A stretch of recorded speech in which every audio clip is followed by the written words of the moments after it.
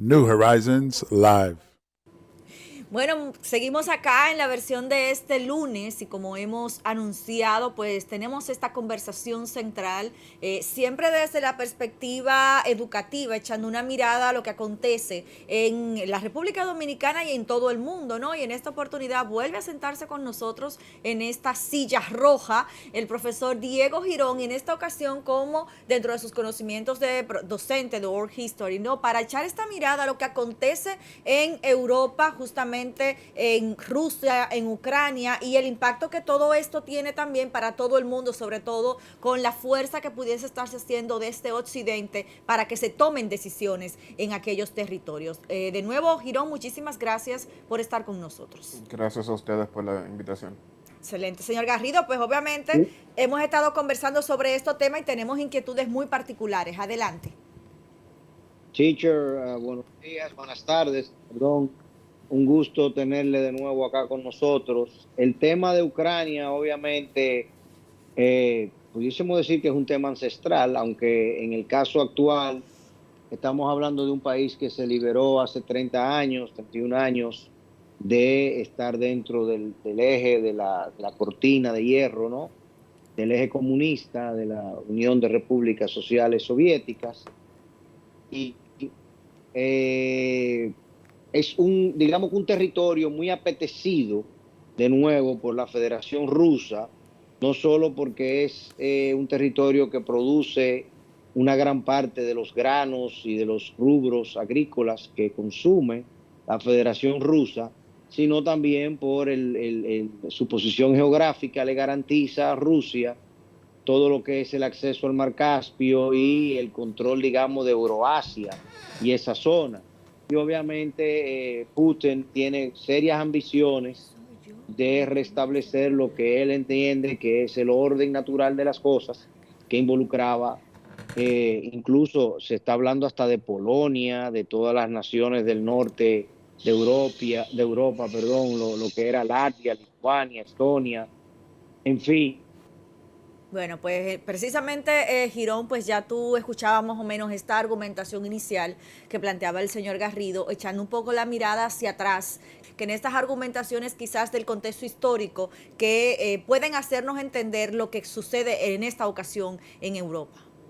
Pues sí, te decía Girón, para tener un contexto completo tuyo, las cosas a Putin no le están saliendo como él pensaba. Los primeros 5 días, this battle has not gone the way he thought it was going to be. Y la división que él quería crear norte-sur y dividir a Ucrania en dos para poder garantizar el control de Kiev en apenas 48 o 72 horas, pues no ha sido así. El pueblo ucraniano está aparentemente dispuesto a tener una guerra de guerrilla. Háblanos de tu impresión con respecto, primero, a las razones que motivan a Putin a tener digamos, a recrear un escenario de conflicto bélico en Europa que no se veía desde la Segunda Guerra Mundial de esta forma. Bueno, yo puedo hablar un poco del contexto histórico de lo que estamos viendo hoy y habría necesariamente que hablar de la hambruna que sufrió Ucrania previo a la Segunda Guerra Mundial. En los años 30, varios intereses privados en Ucrania se negaron a darle a Stalin lo que Stalin requería de ellos en cuanto a alimentación para la Unión Soviética, y Stalin tomó represalias contra ellos y prohibió que la gente incluso mendigara, y en esa hambruna, según algunos estimados, murieron 3, 4 millones de personas. Entonces, la justificación que está usando Putin es que Ucrania es un estado artificial. Él lo llama un estado artificial porque fue creado por la Rusia comunista, por la Unión Soviética, que es una contradicción realmente, porque la Unión Soviética era un conjunto de países. La Unión Soviética sí era internacionalista y reconocía a cada uno de sus miembros como estados. Entonces, Putin quiere reintegrar de alguna manera lo que fue una vez la Unión Soviética, y por eso justifica el hecho de que tienen una religión en común, que fue recientemente en el 2018, cuando por fin la iglesia ucraniana se separó de la rusa, Se habla de que la mayoría de los ucranianos hablan ruso, si no como primer idioma, bien como segundo, y del lazo histórico que es de miles de años que comparten todas estas personas dentro de esta región. Yo creo que sería bueno, previo al ataque, Putin dio un discurso donde él justificaba las razones por las que esto era necesario. Y se pasa por figuras como Stalin, se pasa por tratar de recrear el imaginario del nazismo, y todo esto tiene un contexto histórico, que hay muchas personas que oyen este discurso y piensan que él simplemente como que está hablando cosas de la nada, pero todo esto obedece a un contexto histórico. Cuando Hitler decide que él va a tratar de invadir a Rusia, lo hace por la vía de Ucrania, y Ucrania, que quería deshacerse de la Unión Soviética, sí simpatizó con ciertos movimientos de los nazis. Incluso llegaron a crear un comisariado del reino dentro de Ucrania y un ejército liberador ucraniano que era de simpatía nazi. Y entonces lo que Putin está tratando de hacer es decir que el Estado ucraniano como existe en el día de hoy es lo que quedó de ese régimen nazista, lo que no tiene sentido realmente, porque Ucrania como existe hoy nace luego de la caída del muro de Berlín, pero es a eso a lo que trata de apelar Putin cuando recrea este imaginario en el discurso del por qué él justifica la invasión a Ucrania. Señor Garrido, continúa con Es, nosotros. es, ab- es absurdo, profesor, ese planteamiento, más aún que él acusa incluso al gobierno ucraniano de ser neonazi, cuando el presidente Es ucraniano judío. es judío. Sí. O sea, eso está como que difícil de entender, ¿no? Precisamente el pueblo ucraniano, dicho sea de paso, Ucrania es un territorio muy grande, es un territorio de unos 730.000 kilómetros cuadrados, El 40 segundo millones de más grande. habitantes. Entonces, ¿perdón? El segundo más grande en geografía dentro del continente europeo después de Rusia. Correcto. Entonces, realmente pensar que ese territorio y esos 40 millones de seres humanos se van a doblegar con un ejército de 130.000, 170.000 soldados en un esquema de batalla, que eso es lo que está causando, digamos, la situación en el contexto real actual. Vámonos desde el punto de vista militar y luego vamos a ver entonces la parte operativa económica, si se puede llamar así. En el contexto militar, la idea es dividir en dos, atacándolo desde el norte y desde el sur, pero no destruyendo las ciudades, sino bordeando y pasándole por el lado, digamos, las ciudades, para luego entonces poder controlarlas. Eso no le ha sido positivo, no le ha sido posible al ejército. El ejército se ha visto diezmado, digamos, en tamaño, en capacidad de ocupación, y obviamente entonces ponen entredicho y hace que tengan que evaluar necesariamente acciones como la que sería la destrucción por la vía aérea. Si ellos por la vía aérea atacan las ciudades de tal suerte y con tal magnitud que destruyen una parte importante de dichas edificaciones, obviamente el pueblo ucraniano se va a lanzar a las calles todavía de forma más aguerrida en contra de los rusos.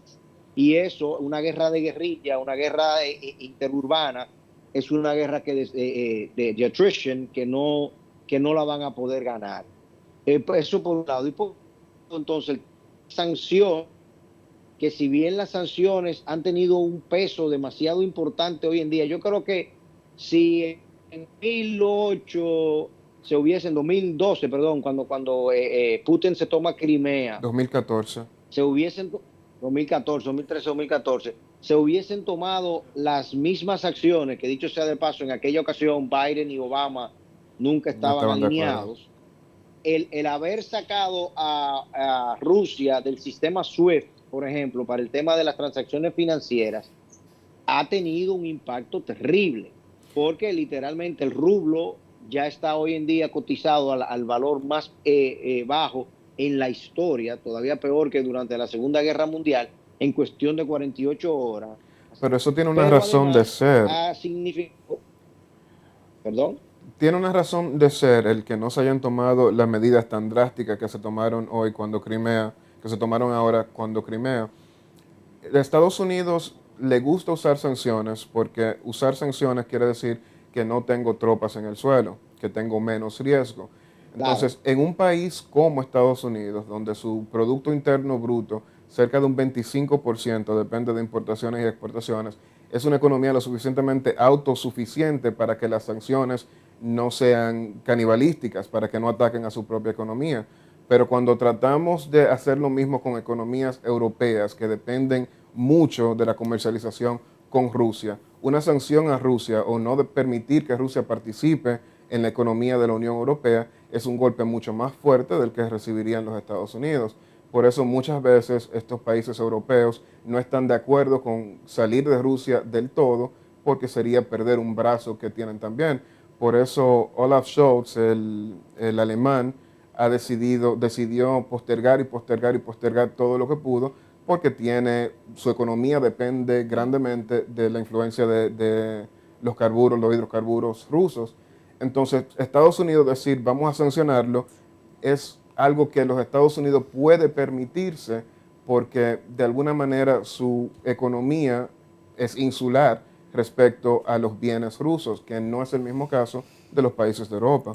Diego, escuchando ese tema de las sanciones que estás planteando, y recuerdo que al inicio de este tema, la pasada semana, el presidente ucraniano hacía un llamado a toda la comunidad internacional, a los líderes, que fueran a respaldarle. Sin embargo, luego salió diciendo, me dejaron solo, en el entendido de que iba a haber una respuesta de Occidente a través de la OTAN, y en el caso de Estados Unidos incluso se hablaba de qué iba a pasar si Biden y su administración decidía enviar tropas a Crimea. Existía quizás esa posibilidad.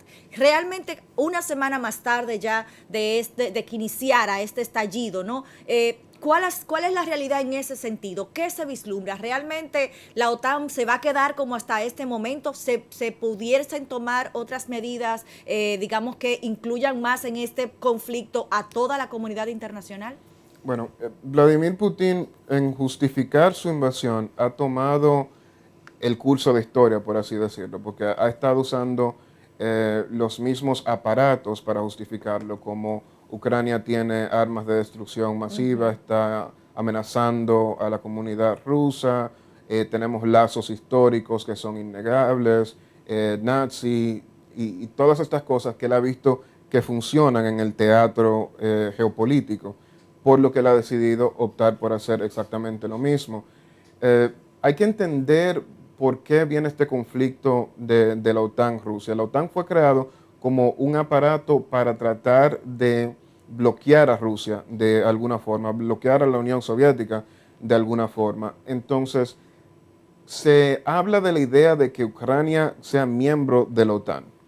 Si Ucrania es miembro de la OTAN, esto quiere decir que la OTAN tiene derecho a crear bases militares en Ucrania, que es un país fronterizo con Rusia, y eso Rusia lo ve como una amenaza. Es como si Rusia decidiera colocar una base militar en Cuba. Toda la cuestión de la crisis de los misiles cubanos Sí. fue justamente por eso, porque yo no quiero una base militar enemiga tan cerca de mi territorio. Y como la OTAN ha coqueteado con la idea de aceptar a Ucrania dentro de la OTAN, esto Vladimir Putin entiende que es una provocación que amerita la respuesta que él ha tenido. El problema está en que Ucrania no es miembro de la OTAN, por lo que a menos que Vladimir Putin pierda los cabales y se meta más hacia Occidente y se meta para Polonia o algo así, que dudo que lo haga, no, de acuerdo a los lineamientos con los cuales fue establecido la OTAN, no hay una justificación lo suficientemente grave como para que la OTAN decida participar en el conflicto. El temor, como yo lo veo acá, es que el hecho de que los países fuertes del mundo dejen que Rusia haga esto, puede ser una invitación a que países como China se metan en Taiwán, por ejemplo, porque Ujú, ya se abre la ujú. posibilidad de que hay un nuevo orden mundial, de que los grandes no van a interferir y que estamos lo suficientemente libres para tomar ese tipo de decisión sin que hayan represalias realmente serias.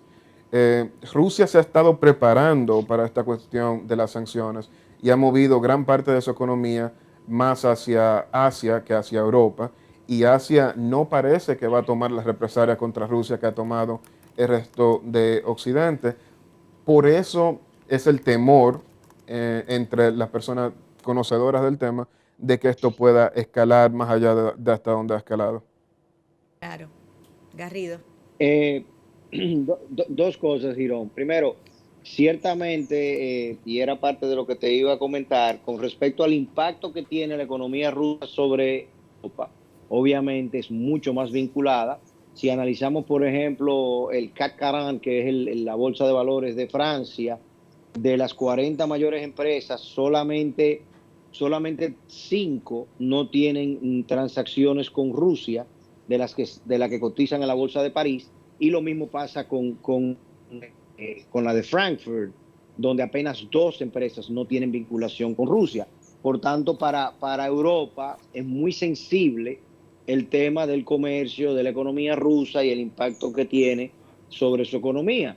Sin embargo, ahora han logrado el liderazgo político norteamericano, y las acciones de Putin fueron vistas con suficiente ofensa como para tomar esta acción, y estas acciones de represalia que continúan, y que, si bien ciertamente, tal y como usted indica, Rusia hizo todo su esfuerzo, digamos, para transferir su economía, ya lo habíamos comentado la semana pasada, hacia Oriente, y tratar de sobrevivir cualquier tipo de tema de sanciones de Europa y de Occidente por la vía de Xi Jinping y de China. Los chinos se han mantenido más neutrales. Inclusive en la última reunión del Consejo de Seguridad de la ONU, China votó a favor de sancionar a Rusia. Solamente fue Rusia que votó en contra, y Rusia era el presidente del Consejo, pues por tanto se cayó, porque en el Consejo de Seguridad, si uno solo vota en contra de los 5 miembros permanentes, pues no se puede, tiene que ser unánime, peor que la Suprema Corte de Justicia de los Estados Unidos. Eh, el caso, tal y como usted indica, para nosotros es muy delicado por el tema de Taiwán y China, porque si nos llevamos del consejo del tío de Ana, el señor Trump, muy amigo del profesor Arturo Félix, vamos a tener serios inconvenientes, porque Trump lo que dijo fue que Putin, wow, qué hombre tan brillante, él vio esos terrenos y son unos terrenos vastos y muy buenos para desarrollar hoteles Por y dos para dólares de sanciones. sembrarlos. Perdón. Por $2 de sanciones, dijo Trump. Por $2 de sanciones, exactamente. O sea, en el imaginario de este señor, vivimos en una época medieval en la cual, si yo tengo un ejército más grande que el suyo, yo puedo tomarle su terreno. Y ni modo, esa es la realidad en la que estamos, y esa es una realidad muy delicada. La semana pasada inclusive hubo ejercicios militares de la Fuerza Aérea China que invadieron espacio aéreo taiwanés, y por ese lado la cosa está complicada. Yo creo que algo que yo he visto con cierto temor es el hecho de que muchos de los pensadores conservadores de este lado del mundo han visto a Vladimir Putin como un ejemplo del conservadurismo. Ah, podemos ver no solamente Trump, porque Trump uno como que ya espera que salga con este tipo de cosas, pero uno ve noticias, programas de opinión que hablan de Rusia y de Vladimir Putin, que me recuerdan un poco a los 60, cuando los afroamericanos decían: yo no voy a pelear contra Vietnam porque los vietnamitas nunca me han hecho nada a mí. Tenemos a personas como Tucker Carlson en Fox News diciendo que Sí. Vladimir Putin no es quien me está amenazando con despedirme porque dije algo inapropiado hace 6 años. O sea, están equiparando a Vladimir Putin como el líder conservador que el mundo necesita y que debemos admirar de cierta forma, porque no ha comprado los valores progresistas de Occidente. Y hay un grupo importante de conservadores que está comprando ese relato al nivel de que quizás si los Estados Unidos se ve en un conflicto frente a frente con Rusia, va a haber una parte importante de la población que no verá que atacar a Rusia está dentro de los intereses de los Estados Unidos. Y esa desintegración, como está tan fraccionado el pueblo estadounidense, puede ser la debilidad necesaria para que estos autócratas se salgan con la suya. Y en esa toma de decisiones, Girón, obviamente sabemos que la República Dominicana, sobre todo desde que inició la presente administración del Estado, se estuvo mucho más alineado, ha estado mucho más alineada a la política norteamericana que a por ejemplo, China. a la China, que era la que nosotros teníamos en la pasada gestión. Y justamente la pasada semana, tanto el presidente como el vocero de la presidencia se pronunciaron en torno a esto y en algunas medidas que estaban tomando. Y en el discurso del día de ayer ante la Asamblea Nacional, el propio presidente de la República, Luis Abinader, utilizó el término guerra.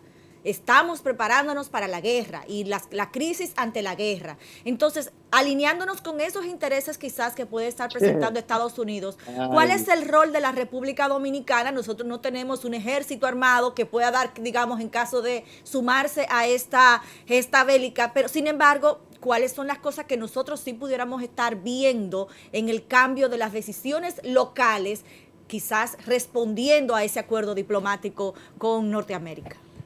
Ahí, en las redes sociales sobre todo, la gente se ha tomado con mucho humor el hecho de que Abinader de alguna forma u otra optó por amonestar de alguna manera a Vladimir Putin por comparando, claro, lo que es Rusia, el monstruo que es Rusia geopolíticamente hablando con nosotros. Pero yo creo que desde un punto de vista de la diplomacia y del comercio, debe haber, y digo debe porque no estoy en esos círculos, una presión enorme sobre la diplomacia dominicana en que tengan una posición en cuanto al conflicto. La gestión pasada estuvo mucho más alineada con la economía china y Abinader como que ha tratado de empujarnos más hacia la estadounidense y definitivamente estoy seguro de que hay presión por parte del Departamento de Estado estadounidense para que la República Dominicana tome partida y diga este está mal y este está bien, de lo contrario eso podía afectar nuestros intereses.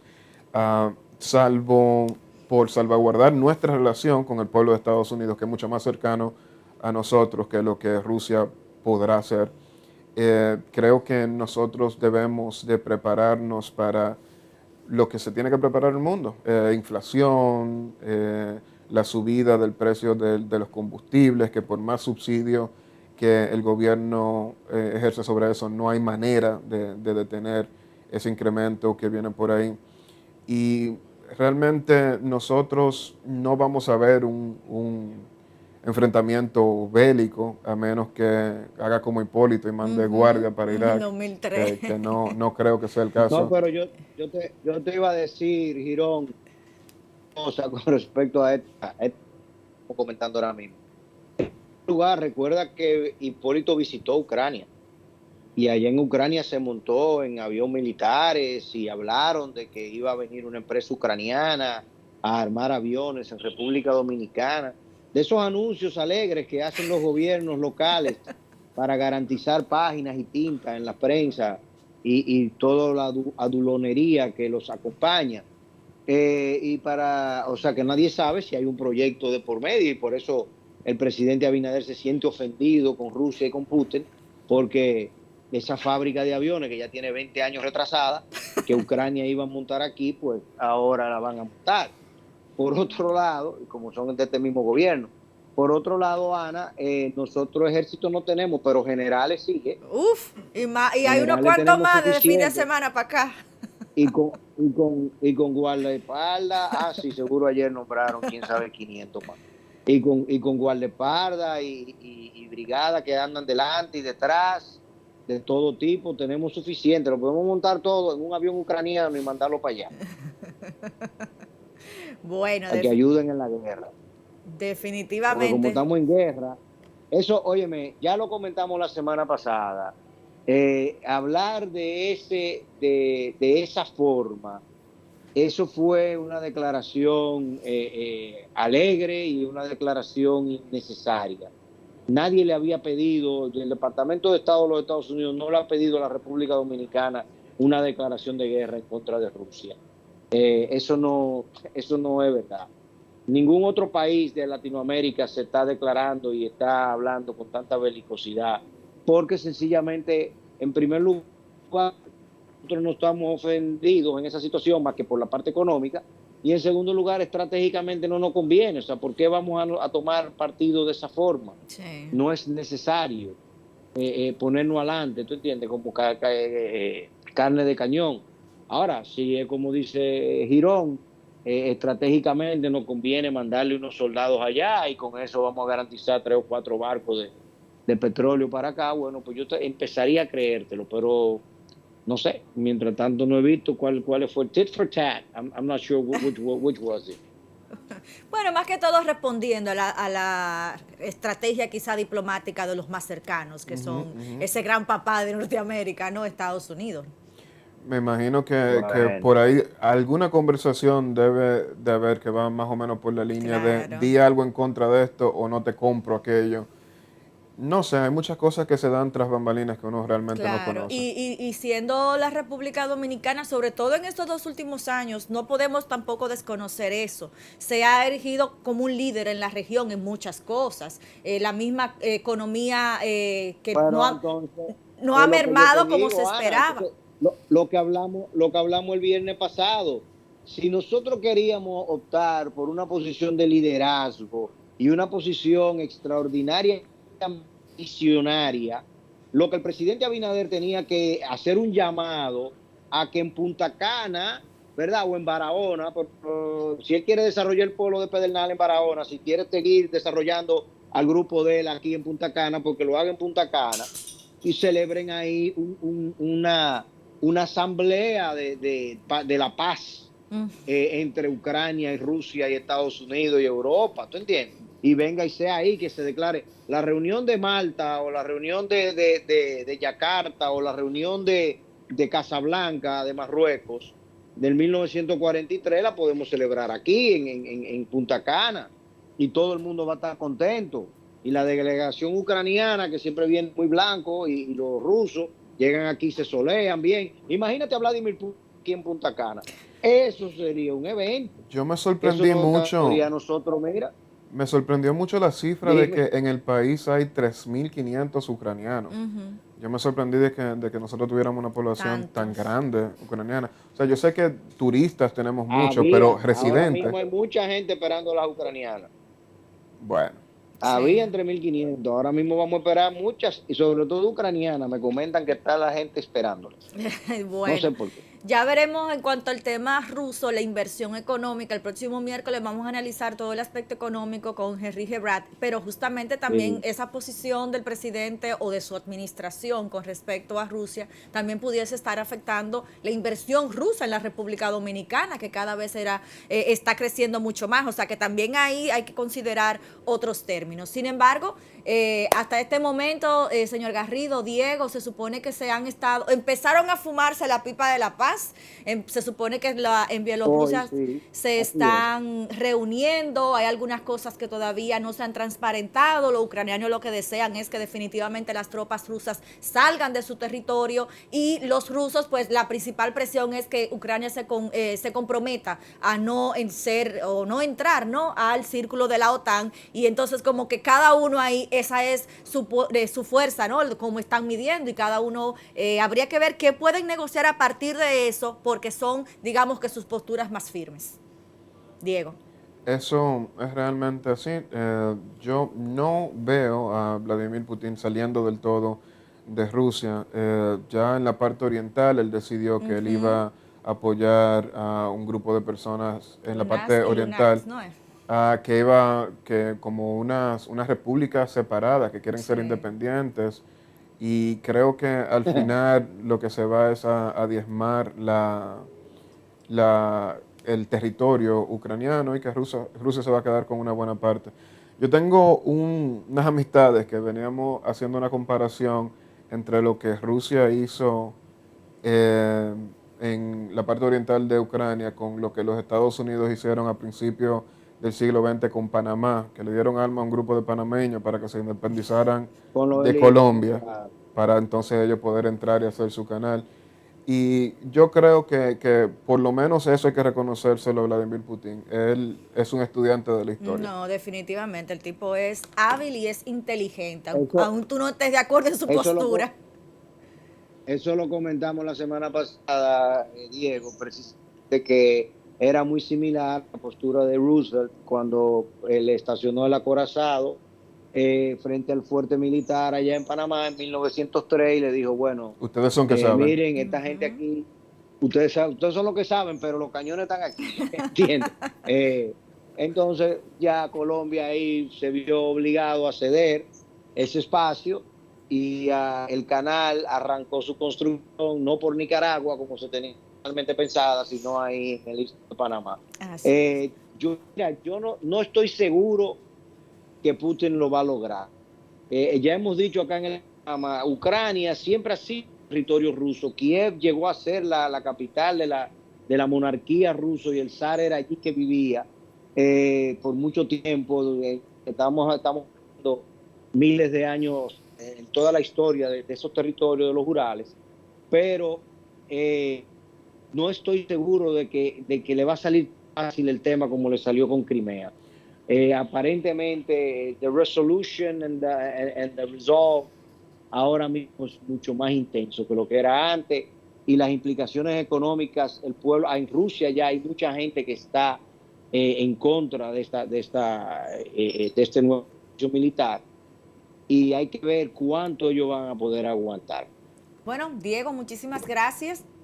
Como siempre, la invitación de esta tribuna abierta, porque, ¿verdad? Aprendemos mucho analizando todo este tema y saber sobre todo, aprender de la historia para no repetirla. Se supone que es una máxima que todos los pueblos, ¿no? Deberían tener siempre pendientes. Señor Garrido, por el día de hoy se nos ha agotado el tiempo. Esta jornada concluye aquí en vivo, ¿no? Pero toda esta conversación queda colgada en nuestro canal de YouTube. Compártela para poder entender, que la gente entienda un poquito más toda esta situación y saber el contexto de que nos ha traído hasta este punto. Mañana a las 2 de la tarde de nuevo por EN Televisión y el resto del día en nuestro canal de YouTube New Horizons Live. New Horizons Live.